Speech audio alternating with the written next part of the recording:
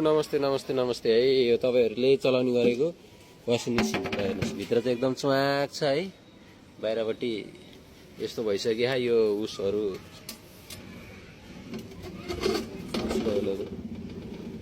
ल हेर्नुहोस्, बेला बेलामा त्यही भएर सर्भिसिङ गराउनुपर्छ, डिप क्लिन गराउनुपर्छ भनेको यही भएर। ल हेर्नुहोस्, यो तपाईँको सरफ धेरै हालेर हेर्नुहोस् त, यो चुना पानी जमेर अनि ओभरलोड हालेर हेर्नु त, यो यस्तो भइसक्यो। यदि तपाईँको वासिङ मेसिन पनि यस्तो भइसकेको हुनसक्छ, यस्तो पयालै भइसक्यो होला हेर्नुहोस्।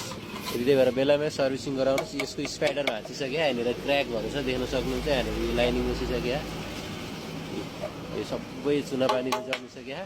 त्यही भएर बेलामै यो वासिङ मेसिनहरू ड्रमहरू क्लिन गर्नु परेमा तुरुन्तै सम्पर्क गर्नु होला है। यो त्यहाँनिर यो जति पनि पहेँलो भएको छ नि, यो चाहिँ भित्रबाट यस्तो राम्रो हुन्छ, तर बाहिर भाग चाहिँ तपाईँले देख्नुहुन्न।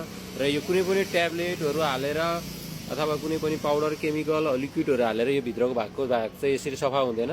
त्यो भएर बेलामा 2 वर्ष 3 वर्षमा चाहिँ यसलाई सरस फुल सर्भिसिङ गराउनु होला। यसो बेरिङहरूमा पनि ग्रिजिङहरू गर्न पर्ने हुन्छ।